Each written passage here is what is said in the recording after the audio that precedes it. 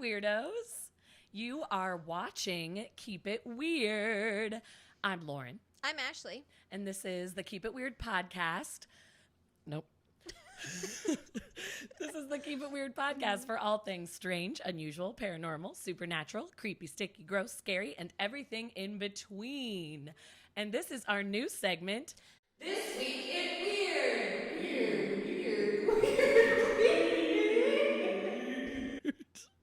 Why do we both do something so weird that time? It's fine. We're keeping it. It's This Week in Weird. It's our new segment.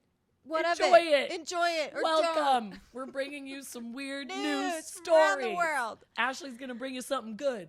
From Pennsylvania. I'm just kidding. Oh my gosh. Finally, we're leaving Finally Pennsylvania. not Pennsylvania. We are leaving. We have to get out of there. We're leaving the United States. This is very exciting. We're going very far away. Today's news story is about the dead coming back to life. Who? You heard me. Lazarus? Mm-hmm. Is that the guy?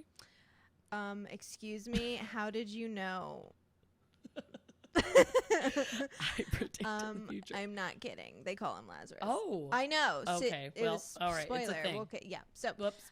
seriously though, a 59-year-old Australian man, of course I have been in Australia, Australian man named Alistair Blake went into cardiac arrest while at his beach house, and he was dead for 90 minutes. Whoa. An hour and a half. That is a long time dead. to be dead. You can't come back from that. You can't come back from that. He and his wife, or can you? He and his wife were on vacation. She woke up and heard what she thought was him snoring, but it turns out he was going into cardiac arrest. So she had to roll him over and perform CPR until the paramedics came. She actually lost him while she was doing CPR, which is like horrific, and I can't imagine what that would be like. And horrifically, she had to watch as they were unable to restart his heart. And they took her into another room, sat her down, and basically had to tell her, like, hey, he's gone. Like, I'm really sorry, which is the worst thing that could happen. Now, Alistair had suffered from heart attacks before at age 41 and 50, which is nuts because I almost said a curse word, which is nuts because he was a pretty healthy middle-aged man. The day before his heart gave out, he had cycled 54 kilometers, which is like, why do I even eat salad? I know.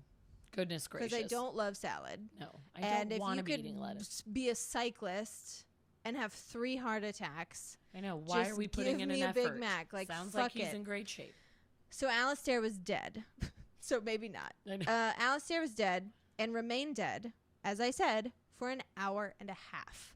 And then, out of nowhere, his heart started beating again. Just out of the blue. Out of the blue. No one was even They weren't working on him anymore. They were like, the paramedics, basically they were like putting the sheet over him. Because they were still at the beach house. They couldn't go to the hospital. They were trying to, like, save him there. Right. And they were basically like, you know, they already informed the wife he's gone. They were putting the sheet over the body. They called it. They had unhooked him from everything. Like, he wasn't on monitors or anything. And the paramedic ended up, one of them detected faint pulses and a shaking in his chest. Whoa. Like a vibration. And then the beat actually, like, it actually started beating. And then it strengthened and stabilized. And then he was, as soon as it did stabilize, he was rushed to the hospital, to Frankston Hospital. And there he had emergency surgery to open a blocked artery where the medical staff cooled his body down to protect his brain. Because at that point, you're like, okay, like, great, you're back to life, but you're obviously brain dead. There's going to be so much damage up there. They were pretty much 100% sure there would be severe brain damage if he was lucky, and 100% brain dead if he wasn't lucky. Yeah. But he's fine. Excuse me? He's fine. Brain's good to go? He's fine. No, that's not a real thing. He's okay. So his brain is just functioning, his Fine. heart is functioning. He's like, what's up, guys? He I had a nice bike ride. Where are we going? Yeah, he was in the hospital for like 2 days. I can't. So he was dead. He discharged from the hospital. Oh, 3 days. Sorry. He discharged from the hospital 3 days later. It's insane. He was given a pacemaker and a defibrillator, just in case, you know, it happens again. And he's doing great. He's doing awesome. What? Alistair, are you magical? He, since this happened, since he fucking died for an hour and a half, I just have to keep saying that because that's not a thing that happens. Because it's bonkers town. Since this happened, he has welcomed a healthy new granddaughter and celebrated his 60th birthday. See, that's such a nice ending. He got to see his granddaughter. The doctor who performed his surgery said that she nicknamed him Lazarus. Because literally he was dead and they were just about to put the sheet over and completely stop treating him when his heart started to beat there again. He was. Mm-hmm. Well, good for Alistair. Good for old Lazzy. Awesome. I'm nicknaming Lazarus Lazzy. I went the whole way. I told Joe that earlier. I was like, this guy died for 90 minutes and came back to life. He doesn't have brain damage. He's totally fine. And he was like, we live in a simulation. Yeah. He said it's like whoever was controlling that simulation, it was like a video game and they put another quarter in. They're like, oh, can I play again? Can I play again? Bloop, bloop, bloop, Sure. bloop. He's back. Yeah. Yep. AOC back on the board. Here we are. AOC. I got politics on the brain.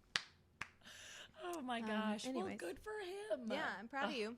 What a happy little ending. Keep on beating. That. I know. I really hope he can stay in good shape. Stay with us. Stay with us. Lazzy.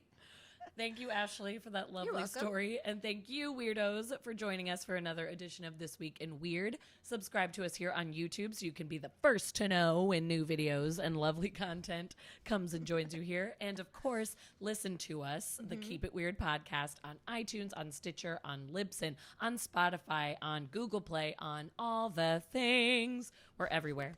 Follow us on all social media platforms at Keep It Weird Cast. And if you want to tell us a little story, give us some feedback, any of the things, you can email us at keepitweirder@gmail.com. We'd love to hear from you. And as always, keep it weird.